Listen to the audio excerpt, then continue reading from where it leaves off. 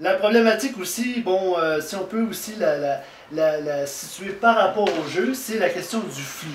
C'est-à-dire, comme j'avais la conversation avec M. Darby qui est parti tout à l'heure, quand on dit quelqu'un qui est schizophrène, on dit t'es schizophrène. Alors toute la personne est schizophrène. Alors que quand tu te casses un bras, ben tu te casses un bras, c'est le bras. Quand tu es diabétique, ben t'es diabétique, tu sais que c'est un problème au niveau sanguin, etc., le sucre, etc. Mais quand tu es schizophrène ou quand tu es paranoïaque, c'est comme toute ta personne. Puis là, à un moment donné, tu es tellement positionné comme étant... Pardon? La stigmatisation fait créer. Ben c'est ça. Là, ça devient qu'à un moment donné, tu es étiqueté comme étant un schizophrène. Puis même, bon, ce qui est moins drôle, Denise, qui est ma conjointe qui était au collège, il y a maintenant des diagnostics qui se font pour les enfants de 18, de 19, puis qui arrivent à l'école avec un diagnostic de schizophrénie, puis qui sont toutes fiers d'être schizophrènes. Ça leur fait une identité. Hey, c'est fort, là. Ça veut dire, quand c'est rendu que tu t'identifies à un malaise aussi flou que la schizophrénie, parce qu'à un moment donné, tu peux être schizophrène, tu peux être une période, une séquence de schizophrénie, mais tu n'es pas schizophrène à vie, là. Tu n'es pas paranoïaque à vie, en tout cas, moi je pense que tu n'es pas paranoïaque à vie. Non, mais c'est pas... on parle de détresse psychologique, mais on se met aussi dans l'esprit qu'on vend un service pour que les gens essayent de passer à travers une période difficile, puis c'est difficile de parler de certaines affaires. Ouais. Je ne vous dis pas de quoi parler. Vous pouvez parler de n'importe quoi. Il y a même, tu sais, dans une échelle de difficulté, là, on peut dire, moi j'ai 58 ans, j'en ai eu des problèmes dans la vie. Là. Il y a des problèmes qui sont comme ça, là, ça ne me dérange pas d'en parler. Ça là, pas de suite. Ça là, je suis vraiment pas pète. Puis j'ai suivi la méthode. Et je trouve que c'est la carte qui m'a dit de quoi parler. Exactement. Moi, j'ai pas décidé de parler de ça, là. Tu sais? Je veux dire, en regardant la carte, parce qu'à un moment donné, j'ai comme compris que j'étais en train de parler de quelque chose qui me touchait. Mais je ne savais pas, là. Je savais même pas je savais même pas de quoi il était question. Je savais pas ce que je demandais. Tu sais? Alors, j'aime ça aussi de laisser la carte nous parler, quoi. Des tâches. Celui brun, là? Ouais, tu sais. Ça a l'air de la terre, pour moi. C'est ça, ça a l'air de la terre. Ça a l'air très organique. Parce que tu as comme des petites branches ici, oui, ou des vrai. espèces de petites racines. C'est vrai, c'est organique. Ça m'encourage beaucoup. Moi, j'aime bien les... Moi, je vois ça très vivant, moi, le brun. Ouais. C'est pas parce que c'est brun que je vois ça mort. Moi, je vois ça plein de vie. C'est vivant, c'est plein de vie, c'est ça.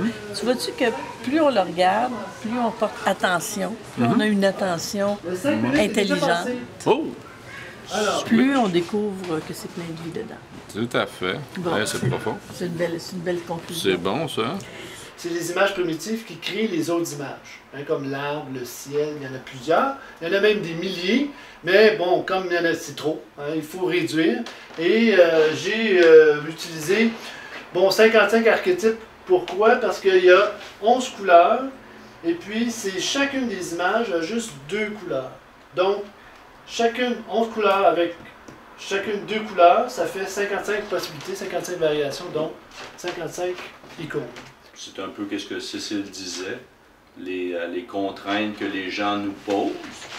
On peut choisir de vraiment les regarder puis d'en faire le focus, ou on peut choisir de les minimaliser au maximum possible à l'intérieur des paramètres dans lesquels on œuvre. Tu disais tantôt que pour toi, c'était pas une valeur ajoutée. C'était pas une valeur ajoutée. Non, paysage. moi je choisis de les ignorer ceux-là. Et au niveau professionnel et au niveau personnel, mon travail comme marketeur, c'est vraiment d'enlever les limites. Les gens, par définition, non, ça se peut pas, non, ça se vend pas, non, il n'y a pas de marché, non, non, non, non, non. Par définition, on a plus de non que de oui. On va travailler, on va appeler 20 personnes pour avoir un oui. Par définition, on a 19 non. Fait que si jamais moi, je regarderais ça, je ferais jamais mon travail.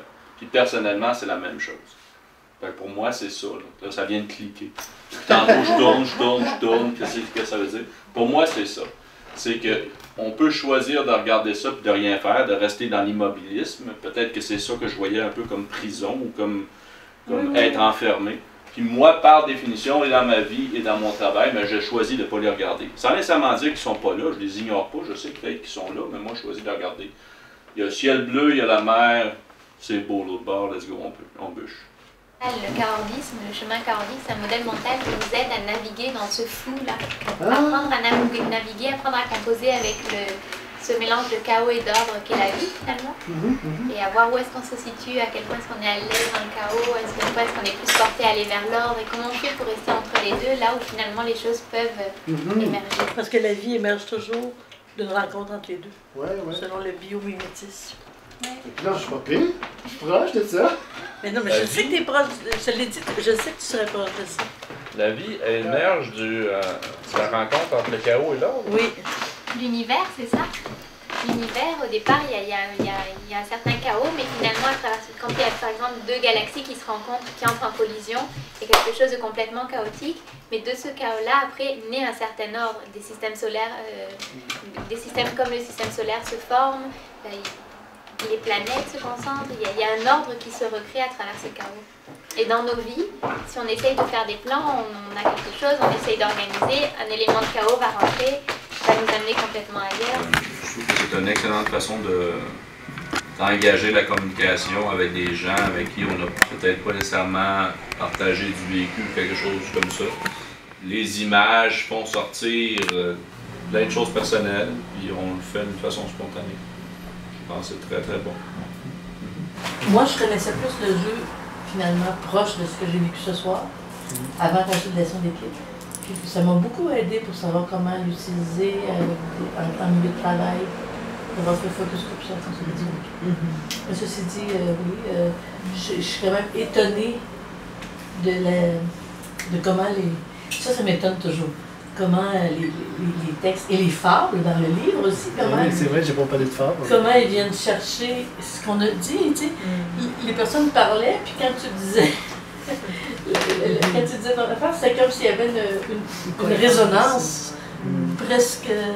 Tu sais, ça m'étonne toujours.